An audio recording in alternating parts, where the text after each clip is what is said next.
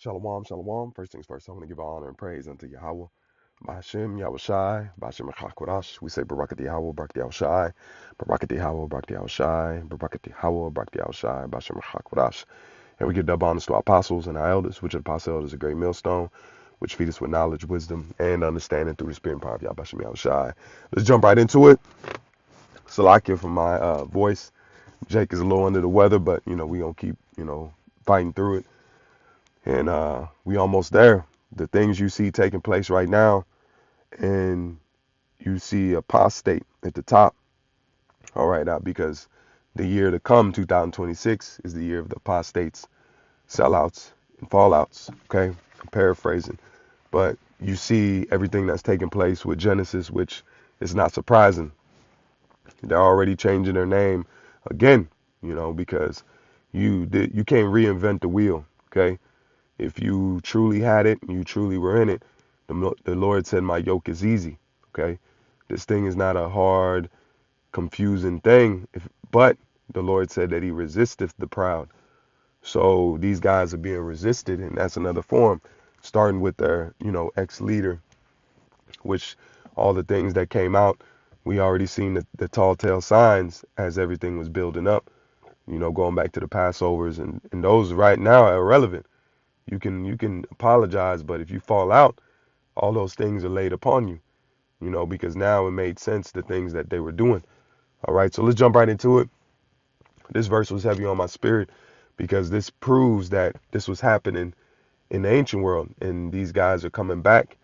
We don't know who they are, who they are coming back, but they're apparently showing themselves to be in this lot, because continuing in this truth is the main thing. He that endureth until the end. That's why the Psalm says that, Salakia, a righteous man falleth 7 times, but he getteth up again. Okay, we're gonna fall. We're gonna, stumble. That's why we have a brotherhood. We have men that can, help us along this journey and give us examples. But the main thing to focus on is that falling out and changing up the doctrine is a form of falling out the truth, because you're not continuing in the words that the Lord has gave you. That's why it says, remember who you learned it from. It ain't the fact of just, oh, I got the, no, you got to continue in it, because we entered into other men's labors. All right. That's the main point. You entered into a man's labors, you keeping, just like when you work a job. All right. You may be doing a project and you have different shifts. Okay. Those shifts represent you picking up the work. All right. What first shift does, what second shift does, should be the same thing, because you guys are following. You're picking up where the last man left off. Okay. You're not doing a new project or a new thing if you're continuing to, let's say if you're building a big assembly project. Okay. That assembly project, you guys are all working on the same project and you're building it out. All right. You're not coming in and restarting or trying to do your own thing because you're not following the directions. You're picking up where somebody left off. So the same thing with this truth. We're picking up where other men left off. But how do we know that we're doing the right job? Because we're following what the scriptures tell us, and we're keeping that same road. Okay. That's why this truth is so important. So let's read here. It says, of course, here's the detailed outline analysis of John, 1 John 2:19, focusing on apostates, false doctrines, and support by biblical precepts and historical evidence. All right. This is core text, 1 John 2:19. They went out from us. So these guys have went out from us. They left us.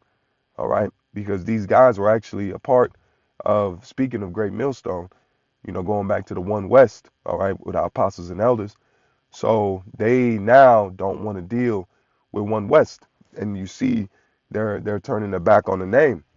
So they never really believed it. They were saying it all, willy-nilly and fervent, and, because they were using it. That's why I said some preach Yahweh Shai for contention and strife.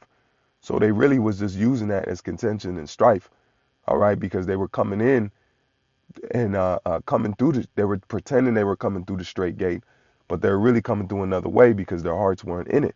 All right.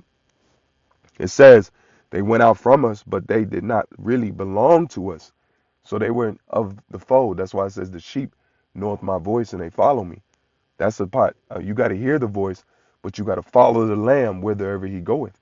So that's the main thing. These guys didn't follow it because they were showing signs of deviating.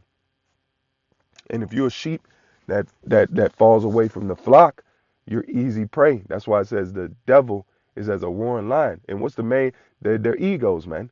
Their mindset. That's why it says the kingdom of heaven is within you. Your ego mindset is what takes you and deviates you from the truth because you thinking you something bigger than what you are, man. All of us have come short.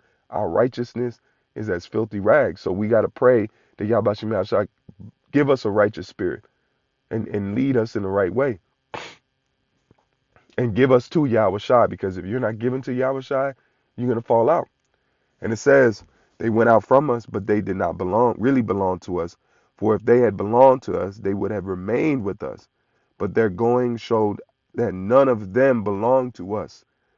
This verse of Apostle John diagnosed of a painful scheme that had occurred in the community to which he writes. So it happened back then and it's happening today. Detailed outline and theme, apostates and doctrinal deviation. See, the action, they went out from us. The historical scheme, a group of influential individuals, what we have today. These guys feel like they're influential. They even said it. Oh, you know, come to our new site, and you know what I'm saying. They're influencers. They're not really prophets. They're influencers. They're not playing the. They're not doing the role of a prophet. They're making themselves influencers on YouTube. Because if you take this truth out and the core values of this truth, it's dead. That's how we became the valley of dry bones. The Lord took the spirit of the knowledge, wisdom, and understanding away. Even though guys knew it, because going back to the time of Yahweh Shai, the Sadducees and Pharisees didn't have the spirit in them. They had the robes, everything on the outward. That's why Yahweh Shai said, "You are whited sepulchres, man." Okay, the outside looks good, but inside is full of dead man's bones, man. Going back to the what? The valley of dry bones. If you are bone, that means you are not alive in the spirit. So the Sadducees and Pharisees were likened unto dry bones because they didn't have the true understanding and they weren't heartfelt. That's where Yahweh Shai was coming on the scene and they had a problem because Yahweh Shai was the spirit. He was bringing the spirit and the life back to the church, man, which is Israel. Okay? It says individuals had left the Jonathan community.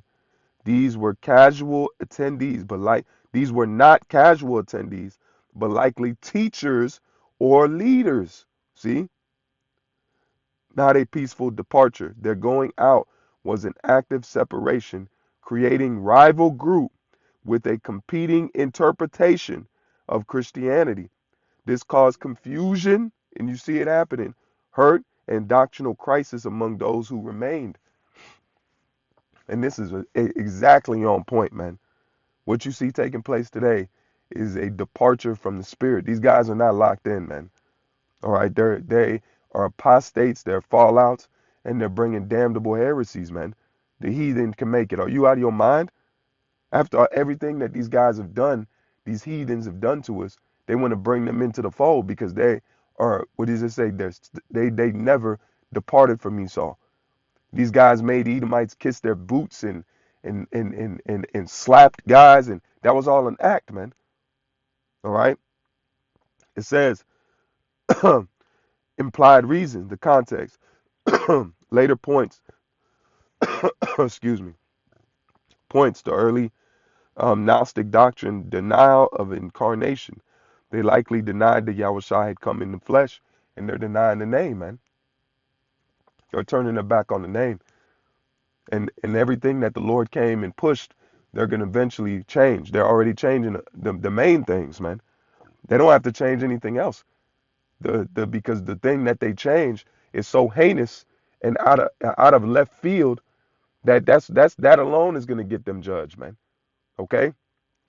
Spiritual uh, lithiums, is isms. Salaki, I can't pronounce that. Forgive me. They claimed a special anointing or knowledge, now gnosis, that led to a dismissal of ethics. Sin doesn't matter. Pretty much, the Esau can do everything and still taste of salvation. The lack of love for brethren, and you see that, man. We ain't dealing with one, and they're going with guys that are trying to dismantle and fillet the skin up off us, man. Going against the Lashwan Kodash, man, the holy tongue.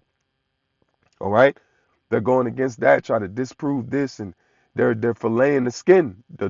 And if it wasn't for Yahweh sacrifice, we wouldn't have none of these things, man.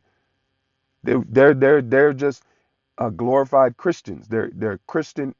They're what does it say? Apostate influences, man. Okay, denial of atonement. Their Christological undermine the necessity of the reality of Mashiach's sacrificial death.